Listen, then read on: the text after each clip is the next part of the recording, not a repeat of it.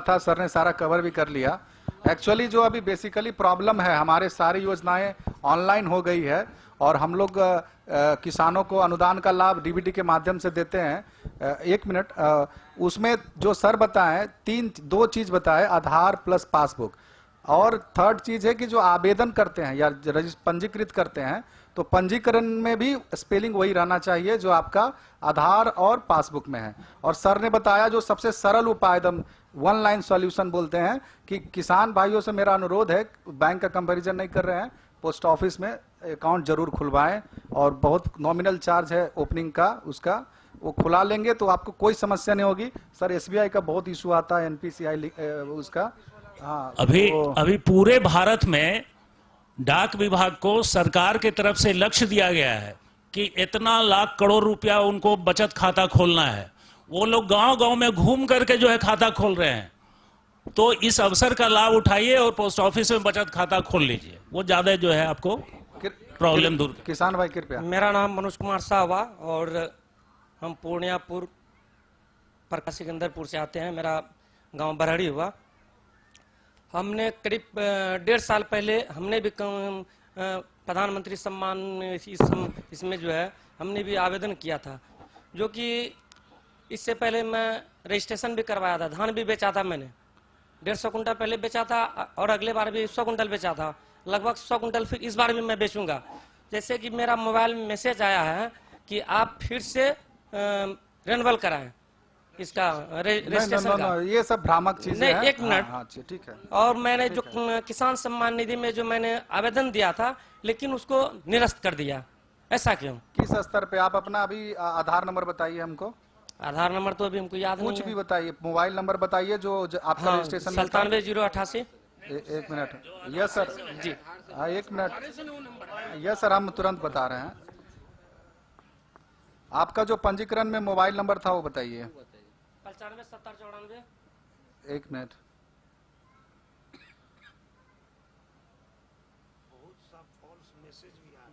सत्तर 94 95 70 94 66 37। एक मिनट। आपका नाम हुआ मनोज कुमार शाह, आपके पिताजी का नाम कमलेश्वरी शाह। कमलेश्वरी शाह पिताजी का नाम है, पंचायत सिकंदरपुर। एक मिनट लाइन पे रहिएगा। हाँ, पूरा पूरा पूरा सब कुछ आ जाएगा, सब सारा डिटेल्स आ जाता है। कहाँ से फॉल्ट है वो भी दिख जाएगा उसमें। पीएम किसान क्या बोल रहे हैं ना आप?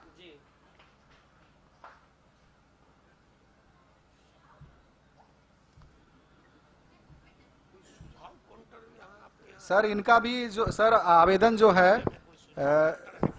आपका आवेदन अंचलाधिकारी स्तर से रद्द कर दिया गया है। उसमें लिखा गया है जमाबंदी से मिलान नहीं होता है। उन्होंने सीओ साहब ने रिजेक्ट किया है आपका आवेदन। आपने ये कब की समस्या है पहले ये बताइए। 1.5 साल ये समस्या आपने हमारे सलाहकार या कृषि समन्वयक को बताया? 6 महीना पहले। पुनर्विचार के लिए आवेदन किए थे। कौन है आपके सलाहकार, कौन है? पुनर्विचार के लिए आवेदन करके। हाँ, अभी कौन है? कौन है इनके? कौन पंचायत बोले? सिकंदरपुर का किसान सलाहकार कौन है? ये इनको पुनर्विचार के लिए बताए थे आप?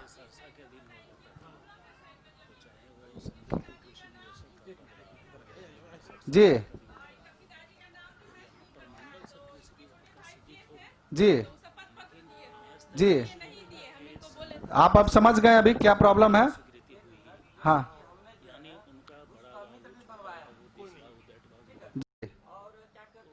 देखिए, ये हमारे ये आपका बहुत क्लियर कट मैसेज है कि इसका जो 3 चरण होता है आवेदन का। पहला कृषि विभाग यानी हमारे जो कृषि समन्वयक सलाहकार आपका अग्रसारण कर दिए, सीओ के पास चला गया। सीओ साहब फिर वो उसको फॉरवर्ड करते हैं, उसके बाद वो जाता है एडीएम साहब के यहाँ, फिर वो चला जाता है आपका भारत सरकार। तो आपका सीओ स्तर से रद्द हुआ है। तो जो भूमि संबंधी जो आप एक बार उनसे जाके मिलिए सीओ साहब से और बोलिए, पुनर्विचार करिए और फिर से जाके मिलिए और जो आवेदन है उनसे अनुशंसा करवा के आप एडीएम राजस्व जो कलेक्ट्रेट है वहां जमा कीजिए, वो हो जाएगा आपका काम। ठीक है ना? और मोहसिन जी आप इनके संपर्क में रहिएगा। इनका समाधान होना है। यस सर, वो पीएम किसान। रजिस्ट्रेशन नया कीजिए। रजिस्ट्रेशन जो एक बार आप कर लिए, आप रजिस्टर्ड हो गए, यही है ना? Yes sir. कोई रेनुअल प्रावधान नहीं ना है। सर, एकदम। एक बार जिस किसान का रजिस्ट्रेशन हो गया, उनका रजिस्ट्रेशन जो है वो रेनुअल नहीं होता, वो कंटिन्यू करता है ना? अरे कोई False फर्जी message कर होगा, दिया false भाई, तो message, सीधा फर्जी बात है message ना। होगा। या आप देखिए, इसीलिए कृषि विभाग सबसे ज्यादा 70% हमारे यहाँ कृषि भूमि है और कृषक ही है।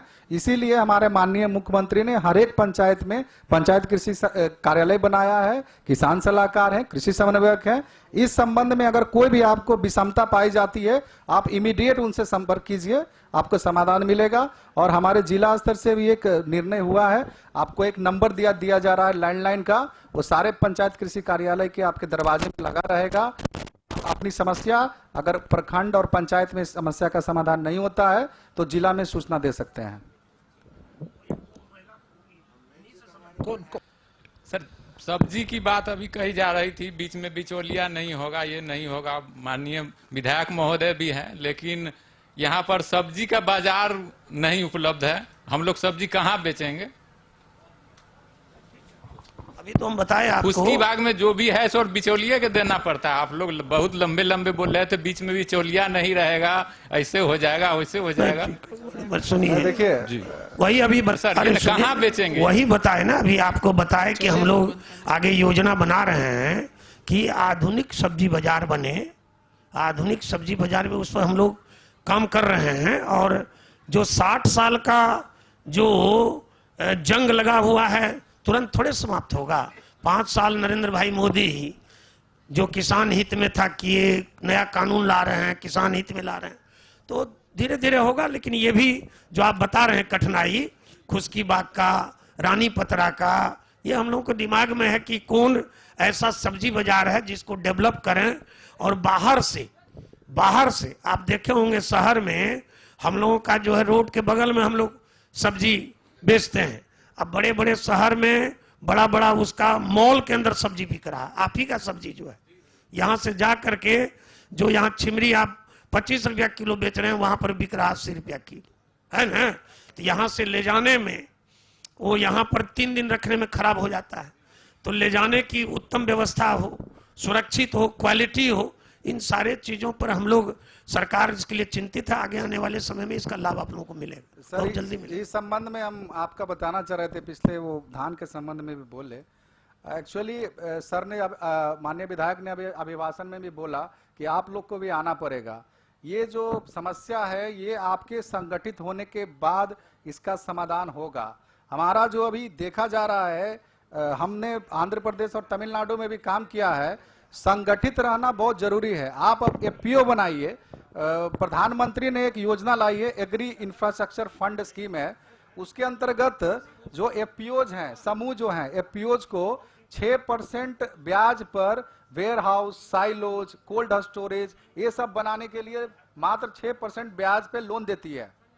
तो आप पहले, जैसे सब्जी है, तो आप सब्जी क्लस्टर में उपजाइए, संगठित होइए, एफपीओ बनाइए। उसके बाद आपको कोल्ड स्टोरेज बनाना है, उसका एक प्रोजेक्ट बनाइए, नाबार्ड से संपर्क कीजिए। अभी इसमें नाबार्ड ही अग्रणी लीड कर रही है, नाबार्ड को ही ये काम दिया गया है। आप पहले एक जितना भी सब्जी उपजाते हैं क्लस्टर में, वो एक एफपीओ बनाइए, संगठन बनाइए, फिर नाबार्ड से संपर्क कीजिए, एक प्रोजेक्ट बनाइए कि हमको इतना कोल्ड स्टोरेज बनाना है। माननीय प्रधानमंत्री ने एग्री इंफ्रास्ट्रक्चर फंड स्कीम लाया है, जिसमें sorting and grading unit, cold storage, silos, warehouse बनाने के लिए मात्र 6% ब्याज पे वो लोन देंगे बैंक से। तो ये आप लोग को आगे आना पड़ेगा, आप लोग संगठित होना पड़ेगा, तब आप वेयर हाउस बनाइएगा। धान, आप अगर समूह में रहिएगा तो धान काट के गोदाम में, सबसे बड़ी समस्या अभी जो है धान तुरंत बेचने की, स्टोरेज की व्यवस्था। आप छोटे छोटे किसानों को स्टोरेज की व्यवस्था नहीं रहती है, धान कहाँ रखेंगे, इसलिए जल्दीबाजी में वो बेच देते हैं। एक कारण ये है, दूसरा कारण तो इनपुट का जरूरत पड़ता है। तो ये मुख्य कारण स्टोरेज वाला है। ये आप संगठित होइए, ग्रुप बनाइए, एफपीओ बनाइए, आप वेयर हाउस बनाइए। और हाँ बोलिए। हाँ नहीं, हम इसीलिए बोल रहे हैं ना कोल्ड स्टोरेज। नहीं वो हम बोल रहे हैं ना संगठन। ओ राम बाबू आ गया, वो नहीं ठीक है, वो सरकार की योजना हम जो बताए ना उसका आधुनिकीकरण होगा। जब आधुनिकीकरण होगा ना, जब जगह को हम डेवलप कर देंगे, वहाँ गोडाउन बनवा देंगे, वहाँ कोई छोटा कोल्ड स्टोर सरकार के द्वारा बनवा देंगे, तब आपका समस्या का समाधान हो जाएगा। नेक्स्ट और कोई बोलना चाहते हैं उधर से? ये भैया हम अगले वर्ष जो है हम बैद्यनाथ महाराजपुर पंचायत से बोल रहे हैं और सदर प्रखंड में शिविर लगा था विद्युत मतलब कनेक्शन लेने का। तो उस समय हम एग्रीकल्चर के लिए हमने आवेदन दिया था, लेकिन वो कनेक्शन आज तक मेरे पास में नहीं पहुंचा। नहीं ठीक है, उस समय में जो आप आवेदन दिए थे शिविर में, हाँ। वो एक डेड लाइन, ये कैटेगरिया फिक्स किया गया था डेट का, हाँ। कि इतना जो महीना का तक हम लोग देंगे। हाँ। तो अब जो है उसको हम लोग बढ़ा रहे हैं, जितना भी अप्लाई हुआ है। एक बार आप कहाँ पर दिए हैं, अप्लाई कहाँ किए हैं? प्रखंड में। नहीं, कौन पंचायत हुआ आपका? महाराजपुर पंचायत। महाराजपुर पंचायत का जो वो जो रिसीव होगा ना आपके पास में, रिसीव वो आवेदन लिया हमसे और वो दूसरा रजिस्टर में वो नंबर लिखा, लेकिन हमको कोई रिसीव हमको आज तक एक बार विभाग से जाकर के मिल लीजिएगा आप। एक बार जो है हाँ। एसडीओ से जाकर के मिल लीजिएगा और अब फिर से